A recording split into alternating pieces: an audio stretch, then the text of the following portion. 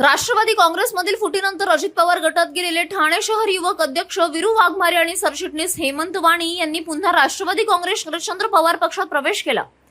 त्यांच्यासोबत शेकडो कार्यकर्त्यांनीही घरवापसी करत पक्षात प्रवेश केला। ठाण्यात झालेल्या पक्षप्रवेश सोहळ्याला आमदार डॉक्टर जितेंद्र आव्हाड, जिल्हाध्यक्ष मनोज प्रधान आणि युवक अध्यक्ष अभिजित पवार उपस्थित होते।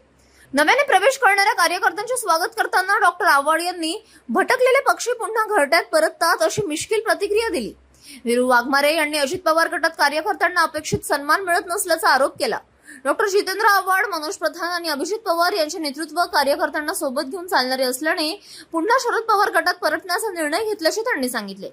या घरवापसीमुळे ठाण्यातील राष्ट्रवादीच्या राजकारणात नव्या चर्चांना सुरुवात झाली आहे। ठीक आहे, पक्षी कधीतरी वाट चुकतात, परत घरट्यात परत येतात। कारण का मी कधी कुठल्याही पक्ष कार्यकर्त्याला म्हणजे मी त्याच्या घरातला एक मेंबर असायचो। आता वीरूला जर आणलं असेल तर वीरूला कोणी डोक्याला वगैरे सांगायला नाही गेलं, त्याच्या कानात कोण बोललं नाही, त्याच्या आईनेच त्याला नेलं परत। तिला दररोज वाईट वाटायचं की त्याने आवड सर्वांना सोडलंच कशाला। त्याच्यामुळे प्रत्येकावरती एक मानसिक दबाव होता आणि त्या दबावातनं ते घडलं आणि झालं। आणि दोघही हेमंत वाणी तर माझ्या घरातच असायचा। हे मलाच कळलं नाही मला का सोडून गेले। ठीक है, भूला हुआ बिछड़ा हुआ फिर घर लौट वापस आता है, तो उसे कुठेतरी हिंड तर किती दिवस हिंडल मग घरला त्याची आई म्हणते किती दिवस हिंडल, कुठे जाईल।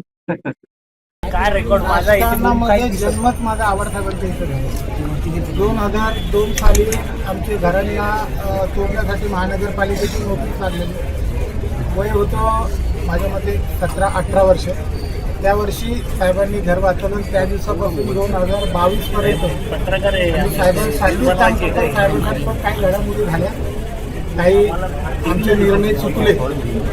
फक्त एकच सांगतो, एका शॉर्ट वाक्यात आज या ठिकाणी प्रवेश करताना, या सर्व माहोल बघताना आणि 4 वर्षात ज्या गोष्टी भोगल्या त्यातून एकच वाक्य सांगतो की निजामाच्या दरबारातून आज सुटका झाला जातो। मी गेलो का हे मला समजलं नाही।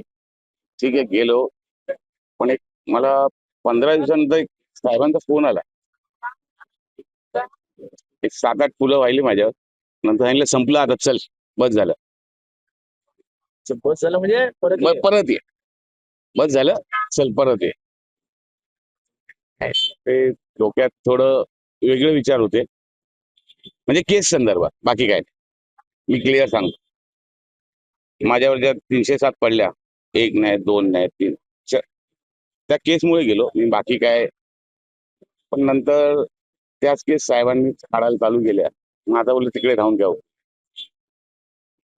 साहेबच काम करतात, तेच करतात। आणि माझं घर मी सुरुवात राजकारणाची एक पहिले अशोकरावांपासून, नंतर दुसरा बाप म्हणजे माझे आवडतं। मला शिक्षण मंडळ त्यांनी दिलं, ठाण्यात ओळख ही साहेबांमुळेच आहे माझी आणि साहेबांमुळेच राहील।